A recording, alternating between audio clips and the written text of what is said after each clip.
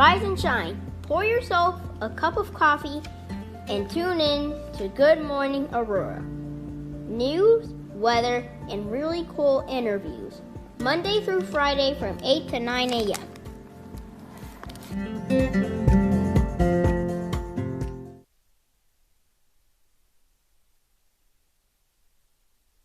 I didn't know that. Yeah. Oh.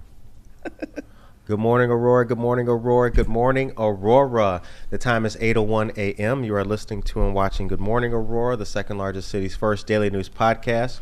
We have a great show and discussion for you today. I started off with a little bit of knowledge for me, a drendel. I didn't know what that was. Yeah, I got a drendel, for awesome. Our German flag raising tomorrow. It's okay. An authentic German lovely dress that right. I ironed last night for way too long. Okay. To be super ready. It is going to be ready. Tomorrow's the German flag raising. Our guest today is friend of the show, Kane County Board Member for District 8, Michelle Gumz. How you feeling? I'm feeling good. Good morning, Curtis. Thank you for having me. Absolutely. As you know, I'm not a morning person, but I'm here for you. And I feel, and you know what? Since I know that, the love is here.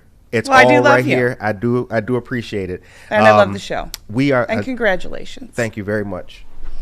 It's wonderful. I knew it. Thank you. Thank you very much. Thanks for supporting us. Places. Thanks for supporting us. We're going to talk about the Kane County Board.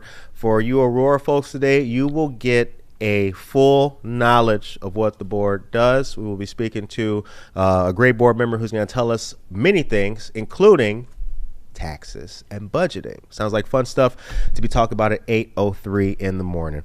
Now, first question is, what does the Kane County Board do? Explain a little bit about its mechanics. So the mechanics of the Kane County Board are essentially that we have a large budget. It's just under $400 million. And we actually allocate said funds to all the departments. So you might ask, what departments do you fund? Well, we have a huge list, things that people are maybe not aware of. We have the health department, the sheriff's department, the judiciary, the Department of Transportation. We have development, jobs. I mean, you name it, we pretty much do it. The assessor's office, the taxes, the elections. Right. And all of those areas require funding, right? So when you send the taxes into us, then we have to make sure that those individuals not only have excellent staff, but that they can provide the services that you are used to and deserve as residents. And you represent District 8. So I am District 8, which is the southernmost part of Kane County. And I go a little bit into my old neighborhood, so I actually grew up on 5th Street, 909 5th Street. I won't say, but a good friend of the show's lives in that house. And I have lived in District 8 for my entire 50 years. And I worked for the police department for about 20 years in the 911 center. But not only that, I was born into the law enforcement family, so my entire life has been in law enforcement in some field or another. So when I retired in 2016 to take care of my dad, he then passed away, and I said, you complain all the time, you might as well run for office. So here I am. And digging into what the county board does, a lot of people don't know. Well, I kind of was one of those people that I didn't know everything that went into the job. I am still learning as I go, but I feel like I'm a good fit for it. A little bit feisty, I'm a little bit nice. All the things it takes. But right? I think the key, before we get into all the questions, the key to a good, politician is your heart has to be in it. You have to have good character, and you have to know, listen, and understand what your community needs, and be able to love your job. Right. Love is an underused word, and I truly love our community. I love my district. I love the people in it. So that carries through into my votes. I'm able to make a little change here, and I know it's going to help somebody there. Right. Right. So you do well. It is true about the community. You do come from the community. You represent the community, and you do it very well. I will let folks know. One very important. I'll give you your flowers right now. One of the a very important interview that we had in early days of our show, you provided for us, which was Sergeant Weaver. That was a big interview for us as a show that's trying to come up and start doing new things and informing people. It's not always easy to make law enforcement contacts. You know, it's not the easiest thing in the world. They may not come on the show simply because, you know, but that was a very, very appreciated Well, you're welcome. And that was a great interview too. And an essential conversation, right? Like we have to all have conversations. It was. So yeah.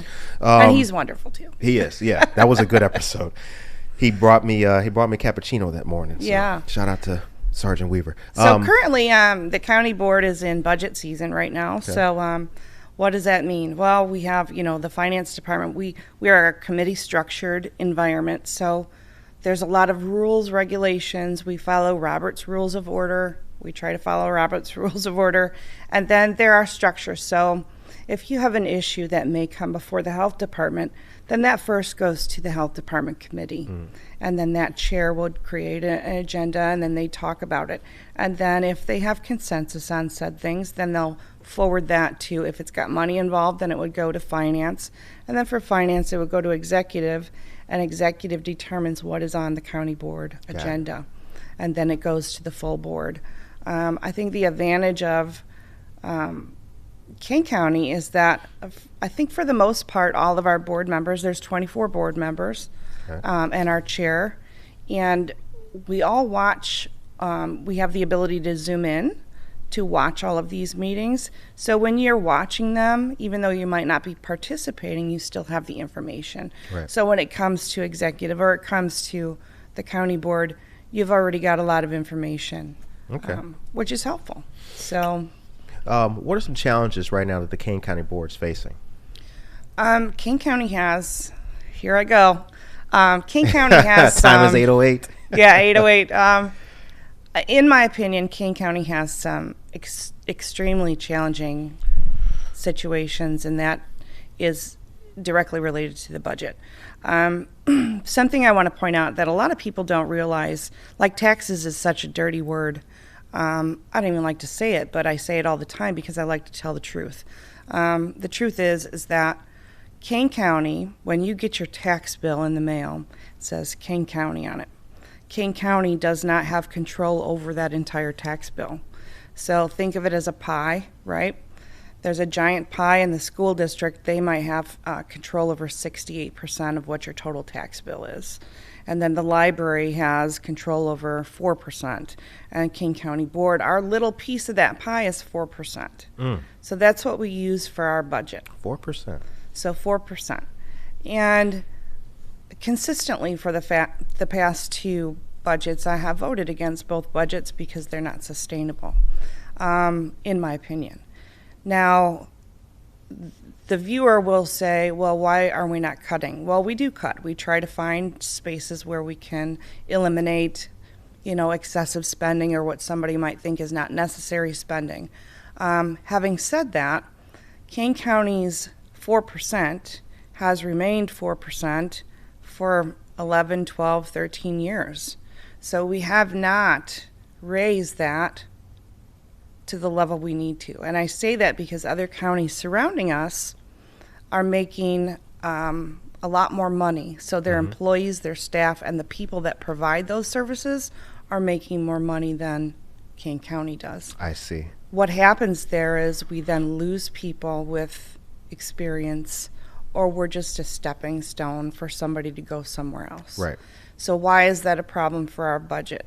Because our gas went up too, our petroleum went up, our lights went up, everything went up for us as well.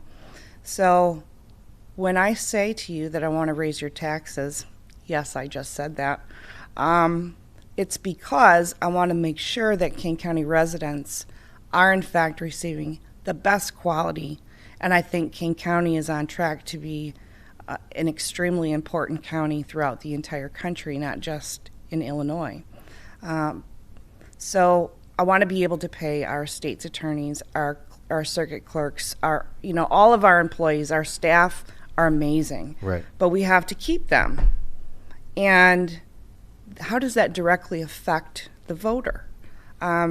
Well, for example, if you're involved in, let's say, God forbid, a domestic or a battery of some sort, and that officer now has taken a report, and they have to call the state's attorney's office to get authorization on charges.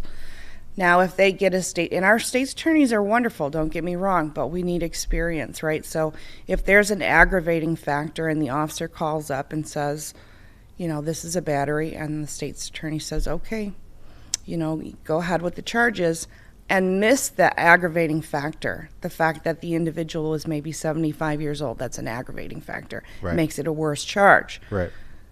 So now we have to go back and fix that. And if we can head that off by getting quality people, keeping them, and our staff loves Kane County. They love to work with us. Right. They love to work for the residents of Kane County. We just need to love them back. And we've been having this conversation since I got elected in 2020. And frankly, I'm tired of having the conversation. I just need people to tell the truth about it. And Right. the truth is that we need to raise your taxes. Now, it's not $300 or $400 for my district. Our median income is $55,000. Okay. If your house is about $200,000, I'm talking about $4 or $5 for the whole year. That's what I want for the whole year. I don't want $400. I don't want $100. I want about $4 or $5 for the whole year, and that will help us.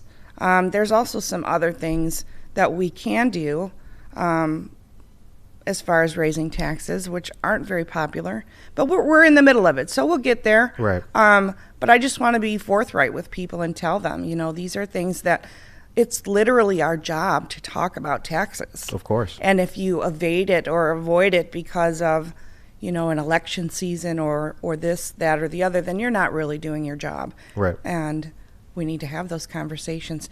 And the constituents, you can join in those conversations too. Come to our meetings. They're all available on YouTube. Our board office is at 17 South Batavia Avenue in Geneva. The calendar is available on Kane County's website. I would love to have you come and sign up to speak and talk. Listening is something that I'm pretty good at. I talk a lot too, but but you listen a lot. Listening is, I think, the most important part. Right. And how do you listen? You listen not only in conversations, going to the community events, but oddly enough, social media, people, how are they feeling? What are they thinking? Right. That comes through in social media too, paying attention. Right. What can be done to make that easier for folks to digest? How can we, how can we help provide that information so folks understand their tax bill a little bit better? They understand what issues can be dealt with and what cannot be dealt with by my Kane County board member, because I think a lot of people don't know, just don't even have that basic idea. So what else can we do to raise that awareness for folks? Okay, so I think I'll take a little bit of ownership for that. I think our messaging has consistently been horrible on it. Okay. So at town hall, I go to community events. Every community event I go to, I talk about taxes. You do.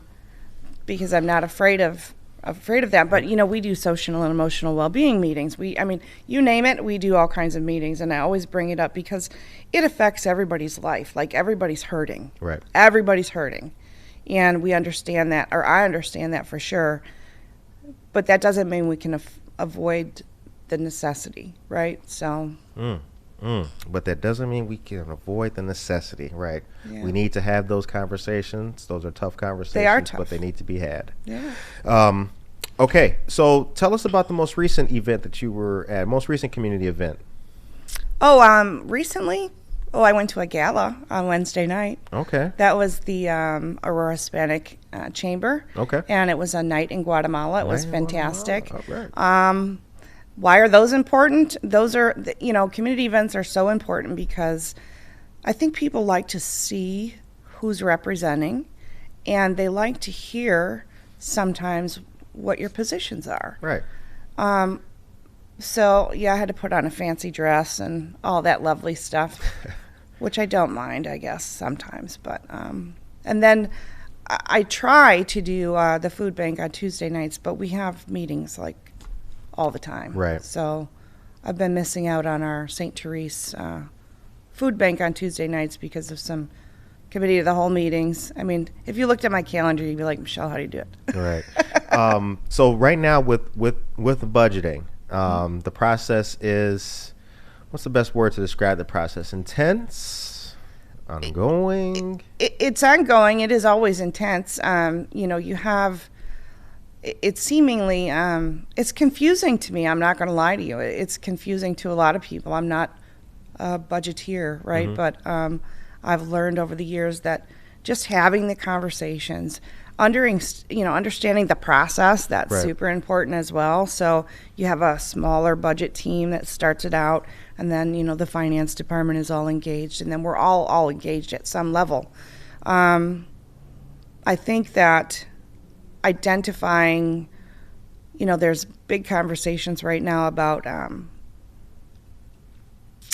vacant positions within the county that we might be able to eliminate to save a little money. Right.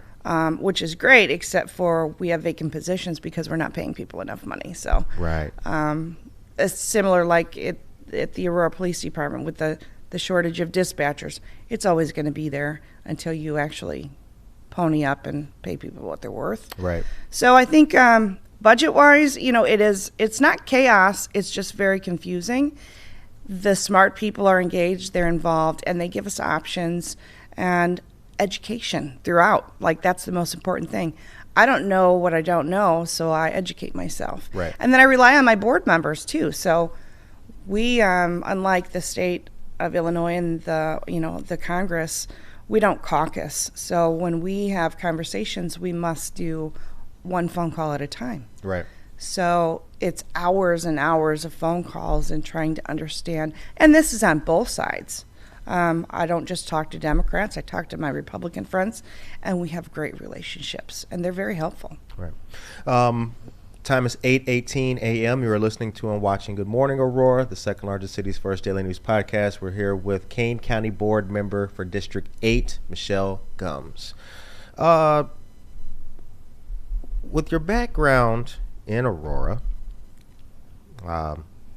family, law enforcement, being engaged in the community, just being in it, what did you not know when taking the position and becoming a board member? Surely you knew the way that things worked and how law enforcement does help and support the community, how in tandem that Sure. is. But what was the penny drop moment? What was the aha moment? Well, I don't know exactly that it was an aha moment. It was more of a holy crap moment. Okay. And it was, we have over like 500,000 people in Kane County, right? So having that responsibility is enormous, and making sure that your votes are for the right reasons, helping people you're never going to make everybody happy. So that's the holy crap part, right? It's Right. like, I'm going to make somebody upset here, but this is what I believe is best based on the feedback that I've gotten from the community. Right. One of the very interesting things that here in Aurora, a lot of you may not know, but over 50% of this county is rural. Right. And farmland, and not everybody knows that. We're down here, we're bumping into each other. It's like bumper cars. Yeah. First Friday. Yeah, right. Yeah. Like everything's going on. But as a county board member, I like to take the time to understand the county. So, it takes me like an hour and a half from point A to point B at the top and bottom of the county. But I'm out there driving around looking at properties in Pingree Grove and, you name it. Right. To understand, and getting out into the middle of the sticks, you're like, this is not Kansas anymore, right? I mean, not that I'm not aware of our farmland. It's just wonderful to get out there. So the diversity of the county is very interesting geographically. Okay. So it was more of an, oh crap, you have a huge responsibility. Right. And people who have the more rural experience, they vote differently. Their demands are different. The things that Right. they're looking at are different. Their whole experience is different. So taking that into account Absolutely. as well is super important. It's very important. Yep. And, you know, I represent Aurora and Montgomery. I mean, those are my peeps. Right. A-Town. But you have, you know, like something that has always bothered me is you don't get it. Like I was on the union board in a prior life. You don't get everything you want, right? Like Right. it's negotiation 101. Like you don't get everything you want. Nobody's going to be happy 100% of the time. You have to be able to give a little to get a little. And I know that's foreign in this environment right now. Sadly, you're But so it's right. destructive. You're so right. It's extremely destructive. So we got to keep each other in check. We can't let our FARs get too far, and when they do, we have to we have to have that political courage to call them out and say we're not going to tolerate that. Yep, we have to be able to look and see the bigger picture. It's like, what is And the it is a big picture. Yeah. What's the big picture of the whole thing? You know, that may require me to let go of this strap to make sure that the whole thing rises. You know, I may have to take a little bit out of my boat to make sure the whole thing doesn't sink. But you're right. It does seem to be missing, and that's the kind of stuff that all together makes people not even care about what's on their tax bill. Not right. It's all against me anyway, so I may as well not even look and discern what percentage is going where and what's responsible for what. And as much as I understand that behavior, it's an unfortunate symptom of a bigger problem that we don't have people engaged. Right. What are you doing for me? Right. Nothing, right? I'm hurting. Everything I'm doing is hurting. And I get that. But we still have to function. Right. I think the more engagement that you have holding us, people like me, to account, I think the better off the community will be.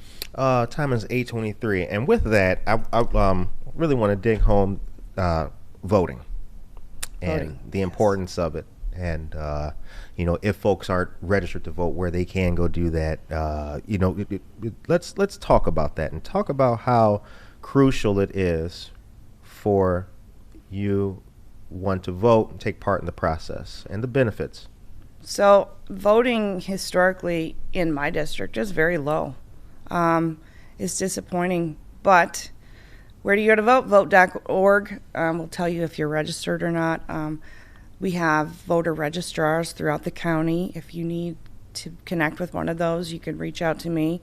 We'll put my information up or whatever if you like. But why is it important? It's important because, everybody says, well, my vote doesn't count. It absolutely counts. We have board members in our field that have lost or won by 10. Right. Or 6 or 7. So if you need a certain person that has your fundamental beliefs, then you need to go and support them. You need to make sure that they're being held accountable as well once they get there. It's not just loosey-goosey, oh, great, you've been elected, now I'm going to let you go. You have to be engaged in that voting process. And wouldn't it be wonderful if we could raise those voting numbers and actually people complain a lot. And I'm one of those people too. I complain about all kinds of things. But if I'm complaining and not doing, I don't feel like I'm certainly I'm not being heard. Right. Right? I'm not being heard in the right arena. That's it. Right. So you have, That's you have the ability to be in the arena, to cast a vote, and to be heard in that arena. Absolutely. I tell people all the time, if your vote wasn't important, people wouldn't be trying to take it away from you. I mean, come on now. Absolutely. Come on. Yeah. And as politicians, we have to go out and we have to earn the votes, right? We have to make sure that our votes matter to you. Right. And we're going to, politically, we knock on doors, we come, we want to talk to you and hear what your concerns are. We have to earn that, but we want you to participate when we come. Right. The process, the whole life and what people see and what they hear about, it can make you cynical. It can make you think that your voice isn't being heard or wouldn't be heard if you did cast your ballot, whatever the case may be. But what people need to know is that, and that's the importance of like when you go out and things like that. Me and you were at the Touch a Truck event last year. Remember that at Phillips Park? You were there. When you see the people actually in the community, that should go a long way to show you, and that's what I thought was great about you. You know, like you're approachable. You can ask, you know, you can be asked a question that you are approachable. I like to make everybody's day. If I can change You're or put a smile, you are. if I can put a smile on somebody's face, I like to do that. But you know, you help out and you give put a back. smile on You my help out face and if you you give back. registered to vote and came out to vote, because we want you to engage. You help out and you give back, and that goes a long way. So I think the time is 8:26. Well, any future plans? Do you Heck have any future? I'm going to be the president. I'm right. Manifest it. Claim that. Claim that. There you go. Yes, I think. You know, I'm not exactly sure what those are, but you know, right now I'm learning. My colleagues are helping me learn. You're getting history lessons from some establishment folks, and you know, I'll be traveling to Washington. I travel to Springfield. I engage with our legislators on a regular basis as the chair of legislative committee. So yeah, I'm thinking, you know, maybe, I don't know yet. It's maybe a fancy spot. That's what I call them, fancy. We'll see. Well, if there's anything that we can do or share about Kane County and to help people get the awareness out, we definitely will continue to do that. Yeah, well, share what you guys got going on. I would like people to sign up. You know, go on your Facebook. I'm old school Facebook. We have the sheriff's department page. We have the health department page. We have the state's attorney page. We have all these pages. You know, Kane County Connects. That's where you get a lot of information from us. And if you guys, anybody wants to talk with me, you know, set something up, I'll come and we'll have a little chat session and work out our problems and save the world. All right. Absolutely wonderful. All right, guys, the time is 8:28.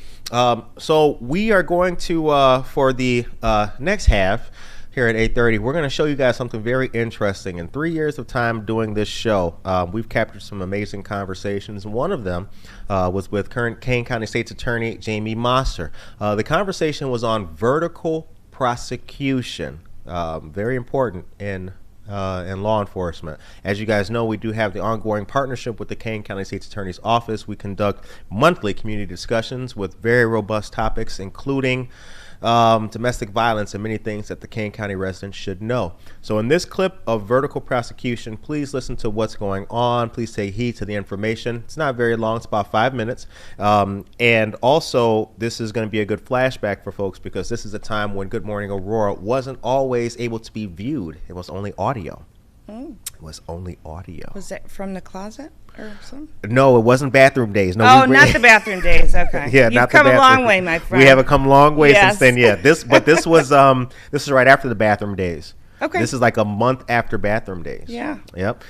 So right now we appreciate our guest one more time. We appreciate our guest, Kane County Board Member for District 8, Michelle Gumz, for coming on the show.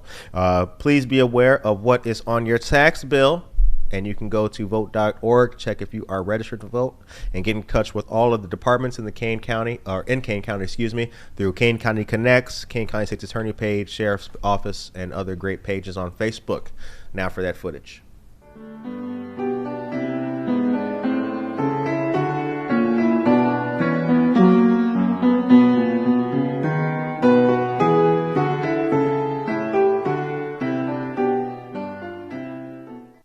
The police identify somebody, so you get picked up and you have cocaine on you.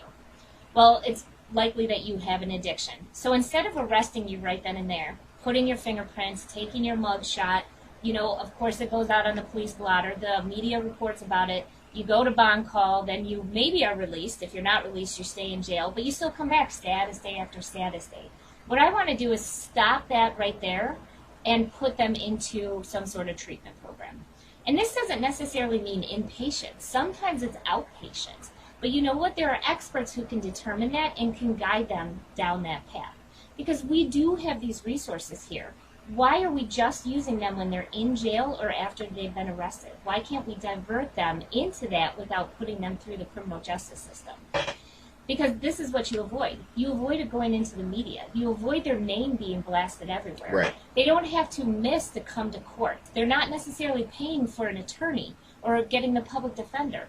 So all of this happens here, and they're diverted right into treatment immediately, as opposed to diverting them into treatment down here, but after they've been in the criminal justice system. Is it true that categories and classifications of crimes and charges differ based on a person's demographic? So that is to say, are people of color more likely to get certain charges that Caucasians would not? So does it say in the law? No. Has it happened? Yes. Why is that? Again, I think it's these implicit biases that we've had. I think it's the way our criminal justice system has been structured. Right. I think it's how we do directed policing. I think it's the experience level of prosecutors. What people may not understand is that we have brand new attorneys who come in who just passed the bar. Right. And then we have people who have been there for 20 plus years who have a ton of experience.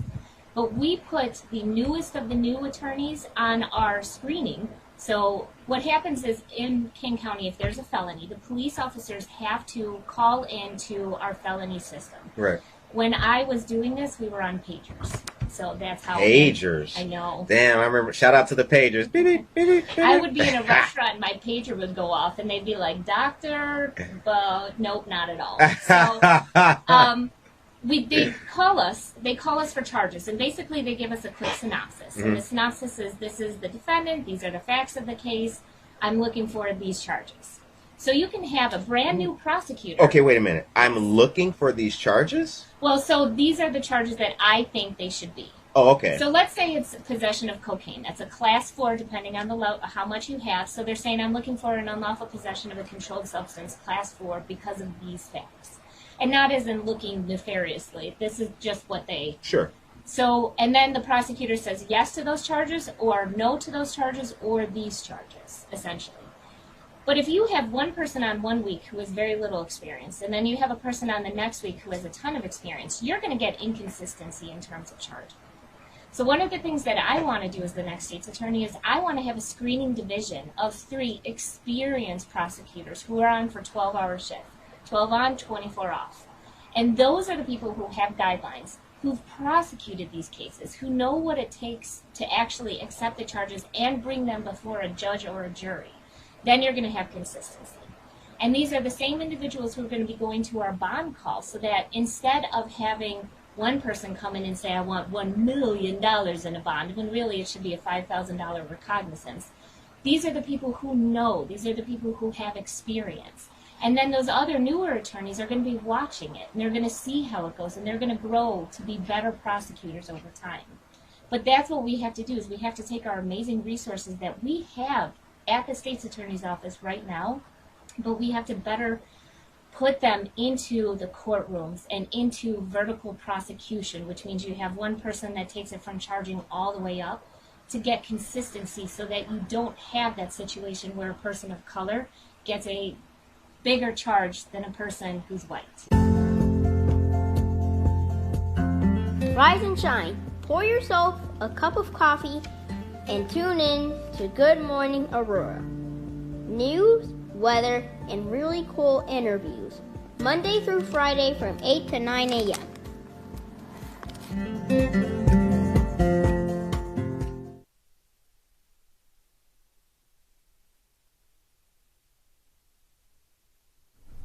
All right, and we are back. The time is 8:35 a.m. You are listening to and watching Good Morning Aurora, the second largest city's first daily news podcast.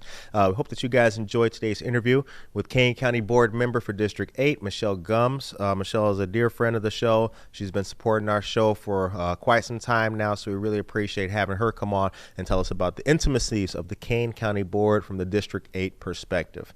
In the description of this video, too, we'll also share the Kane County Board's website, so you can learn more. All right, so right now we're going to do some weather and news for you guys, let you know what's happening out there, do the weather recaps. I mean, some of you, and this would be unfortunate if it were true, some of y'all might not have been awake at 7:11 in the morning. If you were not, we'll do it for you again. Here are the temperatures today, you guys. So starting off the week today, we got 88 as today's daytime high with a nighttime high of 64. Tomorrow, 89 degrees and a nighttime high of 70. And then Wednesday, 85 with a nighttime high of 64. Thursday, a daytime high of 73, a nighttime high of 52. And Friday will be 63 with a nighttime high of 45 degrees. It's hoodie weather. That's what time it is. Windbreaker season. So please be warm as you do your thing. All right, let's move on to the news. Yes, starting off, ladies and gentlemen. What, you know what? Actually, scratch it up. I didn't say hi to all the people. Norma Peterson, good morning to you. Nicole Astra, good morning. Raquel Orta, Michael Rayford, good morning to you as well, dear sir. Luz Elena Brambila Guerrero, good morning to you.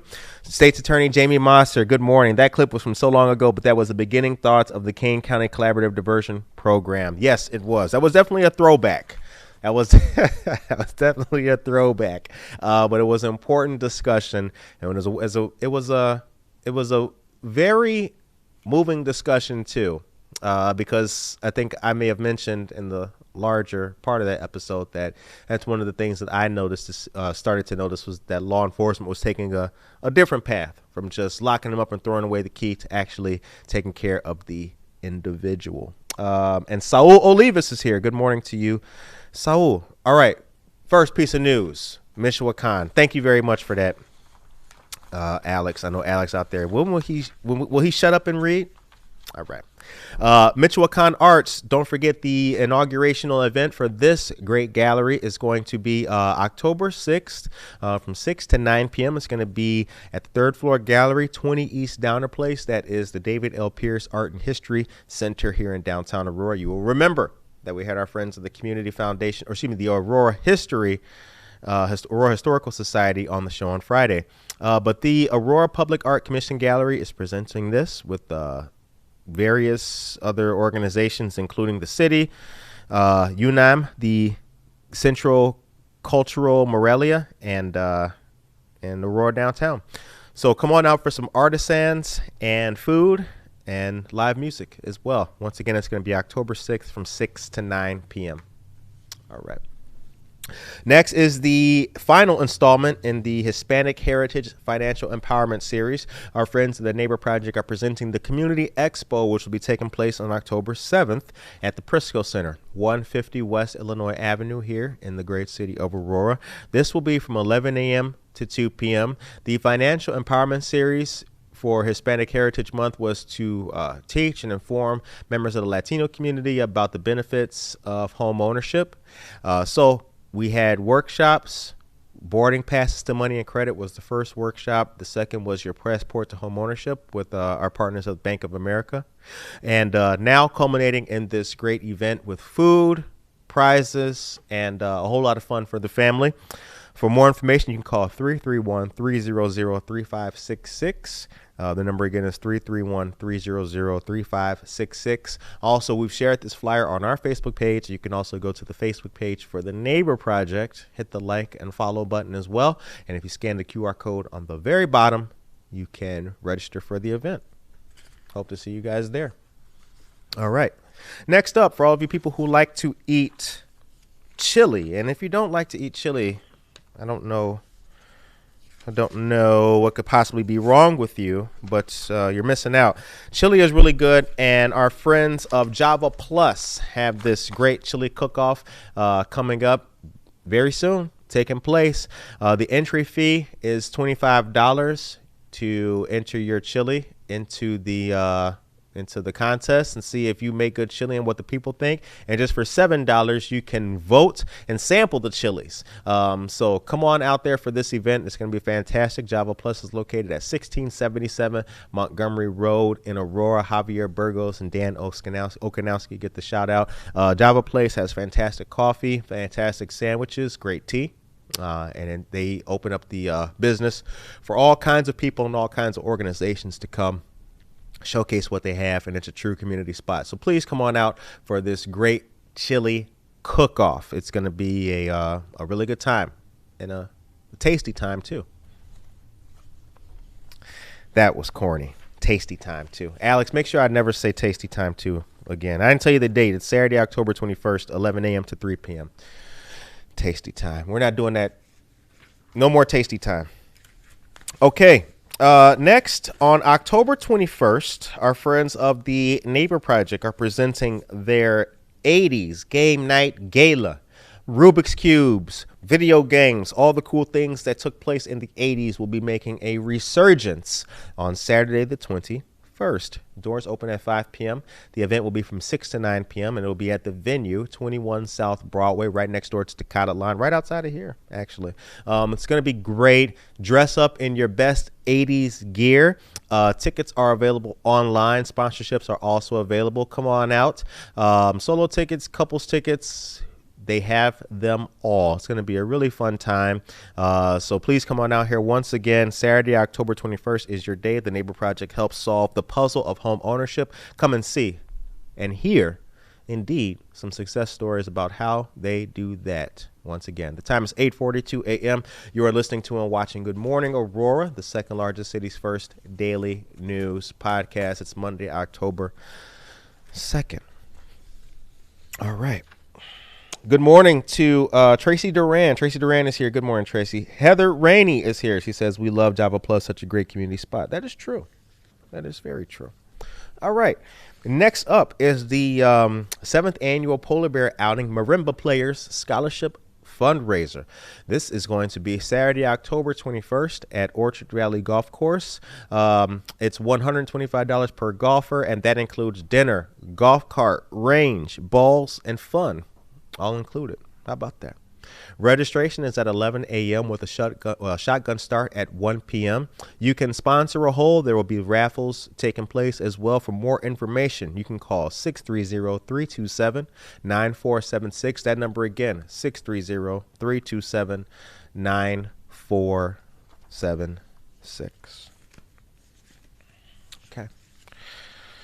Next up is the, this will be a humdinger. This is the Dia de los Muertos event, which will be taking place October 28th at Fox Valley Mall. Now, all of our friends are going to be there. Zor Zapata.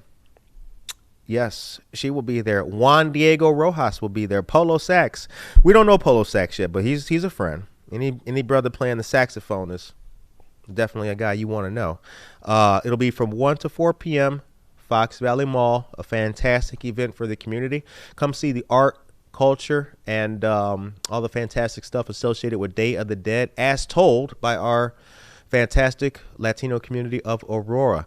Jose Torres and Angie Garcia will be presenting and emceeing this fantastic event. They do a great job in so many different respects for the community to showcase our proud Latino culture and heritage here in the city. October 28th, 1 to 4 p.m. is the time.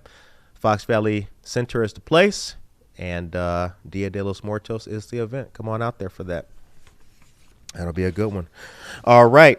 Next up is the Dia de los Muertos fundraiser. Our dear friends of the Illinois House Latino Caucus have their fundraiser. This is going to be at Moe's Cantina, 155 West Kinsey Street in Chicago, Illinois. Thursday, November 2nd will be the day. Tickets and sponsorships are available online, as you can see right there. You can also see where to purchase them. Now, this place, Moe's Cantina, it's a really nice spot in Chicago. It's River North area. Been there a couple of times. Good place, good appetizers. So once again, November 2nd, Dia de los Muertos fundraiser for our friends of the Illinois House Latino Caucus. That's right. All right. And now this is going to be in December. I know what you're thinking. Curtis, we just got to October, man. You're moving kind of fast. Well, you got to be ready. Life comes at you fast. Our friends of the DuPage Hispanic Alliance, have this great Latin American marketplace that's coming up December 16th and 17th. This will also be at Fox Valley Mall.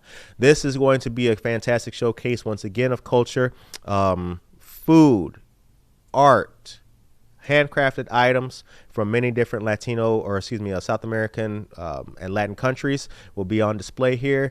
This is going to be a lot of fun. What is an empanada in Peru like? Well, you can come find out. December 16th and 17th. Don't forget to follow our friends at the DuPage Hispanic Alliance here on Facebook and on Instagram as well. They do so much to help bring, share, educate, and inform the suburbs about Latino presence and influence indeed. All right. You know, it's interesting doing this news. The time is 8:48 a.m. It's interesting doing this. He's a fabulous musician. Well, thank you very much. I know you're not talking about me, though, Nicole.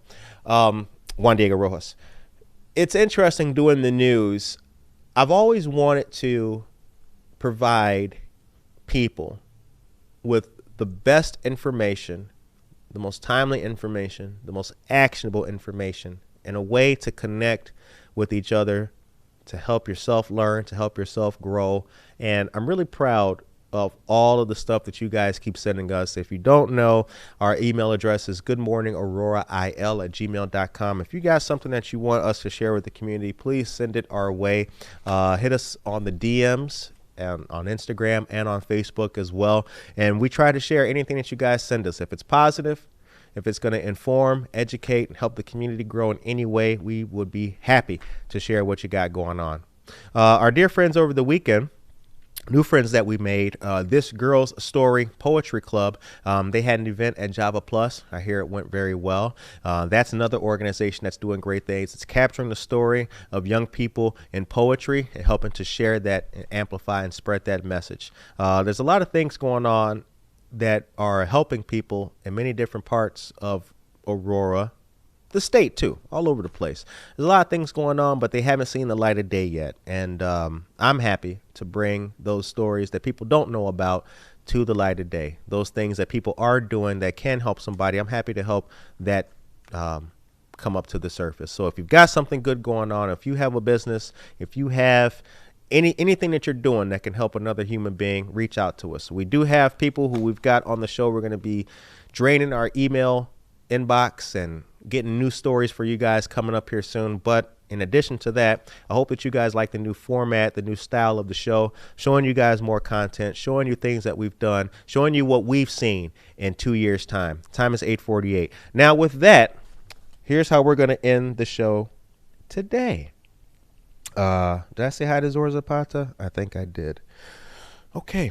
Nicole Asher says APS Training Academy's annual fundraisers at Paramount's Meyer Ballroom, October 27th. Well, thank you very much for that. Good morning to Gams fam. Shout out to Michelle Gumz. Michelle Gumz is an awesome person. Dear friend of the show. All right. So in closing today, as you know, Good Morning Aurora is all over the place. We continue to meet new people and share new stories. As you know, we were also at the Tacos and Tamales event in Chicago. Got a cool clip of a street interview that we conducted with some cool Aurora peeps in the middle of Pilsen, right on the corner, taking it to the street.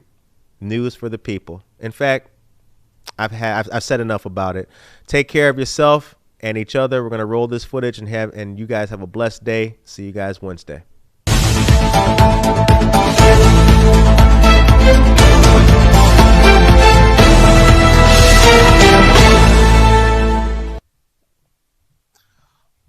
Once again, good morning, Aurora. Good morning, Aurora. Good afternoon, Aurora. Coming to you live from Pilsen. We got my boy Leo right here. We're at the Tacos and Tamales 2023 Festival. It's a really good event, absolutely wonderful event. The DJs are great. Spanky D is in the house as well, doing his thing. DJ Pena as well. So a lot of great DJs. Yeah, absolutely. Aurora is really represented very well today. I'm going to let Leo here talk about the event a little bit, and then I'll say goodbye to you. Hey, guys. My name is DJ Classic Crow, Leo. I'm one of the founders of the Taco Tamale Festival DJ House Music Stage. This is our 7th year here. Each year it's just getting bigger, better. We have a variety of house music from old 80s to tech house, jacking house, everything you can think about.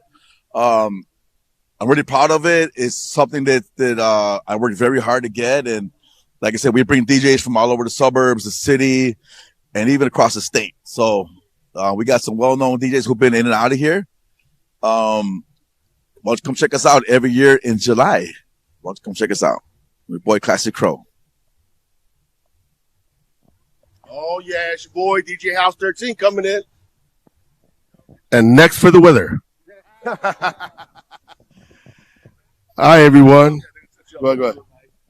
So, this is Yo Kev. I'm here with House 13, Yes. Freddie.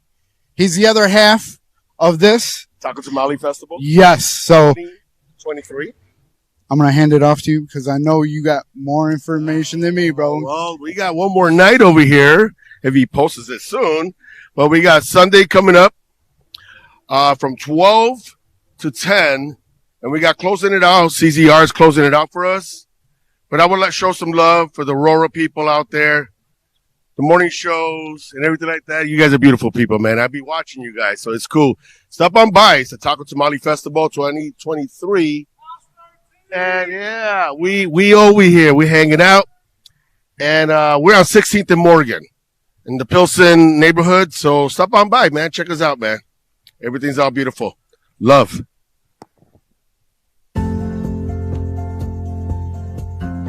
Rise and shine. Pour yourself a cup of coffee and tune in to Good Morning Aurora. News, weather, and really cool interviews. Monday through Friday from 8 to 9 a.m.